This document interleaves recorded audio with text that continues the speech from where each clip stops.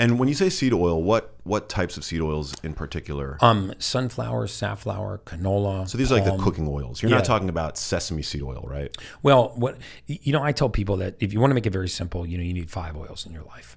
Okay, 4 that you can use for cooking: extra virgin coconut oil, tallow is excellent, grass-fed butter, ghee butter, and if you're vegan, you can also use ghee butter. It's a clarified butter, and those won't denature at high temperatures. And then a clean, real, 100% extra virgin olive oil for room temperature. If you just use those 5 oils, I promise you, number one, you'd never notice the taste profile change. In fact, you'd probably notice it improve. And then secondly, you wouldn't be taking oils at high temperatures and turning them rancid. And you could make any myriad of recipes. Yes, there are other things. You can get cold pressed flaxseed oil. I'm not saying that there aren't other oils, but I'm saying you want to make life simple, get those 5 oils. Yeah. Put them in your kitchen. And I promise you can make any myriad of food choices from that. Well, there's a very healthy. fundamental difference between refined, bleached, and deodorized soybean oil. Don't forget the hexane. With hexane, right? And sesame oil, which has been used as a culinary ingredient in various types of cuisine around the world for centuries at this point, right?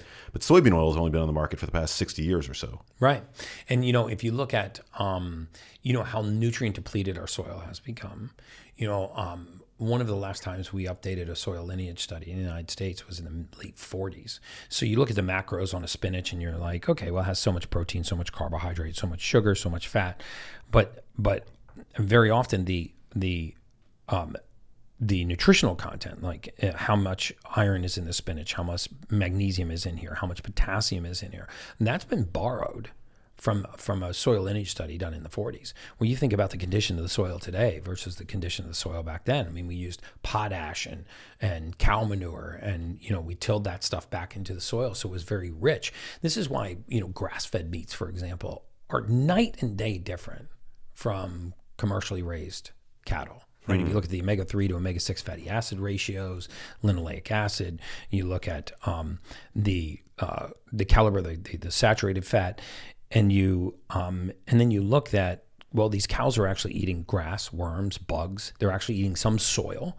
When they pull that up, they don't just nibble on the top of it. They pull the whole root up. They swallow that. So they're getting phosphorus, nitrogen, magnesium, light metals from the soil. It's excellent for them. Healthy bacteria. Yeah, healthy bacteria. It's funny, my wife, who's right off camera over there, my wife, Sage, and we were walking in our 50-acre place in Aspen. I want that rumor to get out.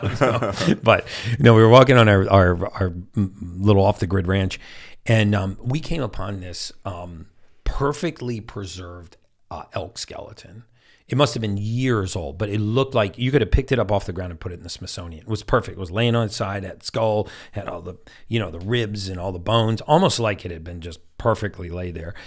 And I picked up the skull and I flipped it over and I showed it to her and I was like, "Do you notice anything about this skull?" And she goes, "No, it's dirty and it's kind of gross." And I said, "No." I said, "Look at the teeth.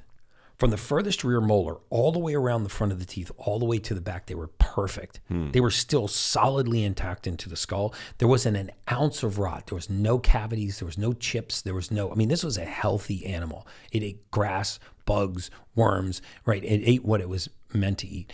If you flip over the skull of a commercially raised cattle, you'll see that the majority of the time their teeth are rotted all the way up above the gum line. Wow. And it's sometimes at the tail end of their life, they're dying of type 2 diabetes, right before they're slaughtered. Very often they're slurping corn syrup and soybean powder, which is not what cattle are meant to eat. And because they can't chew any longer. So the meat is full of pus and it's full of, it's full of inflammatory factors, which eventually goes into us. We're not what we eat. We're what we eats. Yeah, and also fat is an endocrine organ, right? Adipocytes are endocrine. Yeah, organ meats are so good for you. Organ fats are so good for you. Saturated fat is so beat up in the media as the source of all, cardiovascular disease. And what was interesting too is that this data exists in mortality too. And so a lot of what I talk about is based on the pool of very large numbers, and it goes against the grain of what we hear in modern medicine, statins, but we would see the trajectory of statins, on hormone dysfunction, on immune system regulation, on cell wall metabolism, which will eventually affect mitochondrial function. And yes, you push LDL cholesterol down, but it's like whack-a-mole, right? I mean, you whack that mole, one pops up somewhere else, but you're not really tracking those other effects. I've said for years, and I get absolutely slaughtered on this when I say it, but there was no evidence that we could find in the mortality space linking elevated levels of LDL cholesterol on their own to cardiovascular disease. And I would still love to see a study just linking solely LDL cholesterol to cardiovascular disease. I mean, cholesterol is not a fuel source. It's a construction material. We build cell walls, cell membranes, hormones from it. And there's this analogy: LDL up, that's bad, take a statin.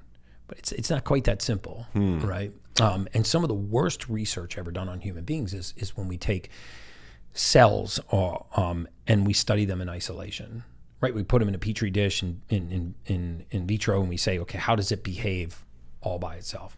Well, human beings behave differently in isolation than they do in communities. Cells behave differently in isolation than they do in communities. I mean, there's a whole entire network, frequency of communication, of exchange with the outside environment that has to be taken into account when you actually talk about the health, cellular health of an organism. If you want to cut a human being's life expectancy in half, and I mean by 50%, put them in isolation. You will cut a human's life expectancy in half. Well, yeah, social isolation is a toxin on par with drinking alcohol chronically and smoking. Possibly even worse. Yeah. Right? I mean like sedentary lifestyle. Sedentary lifestyle is the leading cause of all-cause mortality now. And, not being sedentary will outweigh not smoking, not drinking, and not eating a poor diet. Yeah. I think putting the focus on LDL cholesterol, I'm not saying that it's not important. It's not an important biomarker that should continue to be studied. And in fact, it's probably likely that very high levels of LDL is actually like a surrogate indicator of metabolic illness and a sign that you're probably eating a junk diet and the like. But to myopically focus on it, to hyper focus on it. Yeah, exactly. That's what I mean. I mean, there's a lot to cholesterol, ApoA's, ApoB's. There are some genetically inherited conditions like apolipoprotein A, which I don't think there's a pharmaceutical for right now. So, diet and lifestyle changes are really... That's largely genetically influenced, right? That's largely genetically influenced. I mean, that's kind of the bad one. But, when we would see marginally elevated levels of LDL cholesterol and prolonged periods of low triglyceride, we would extend that person's life expectancy.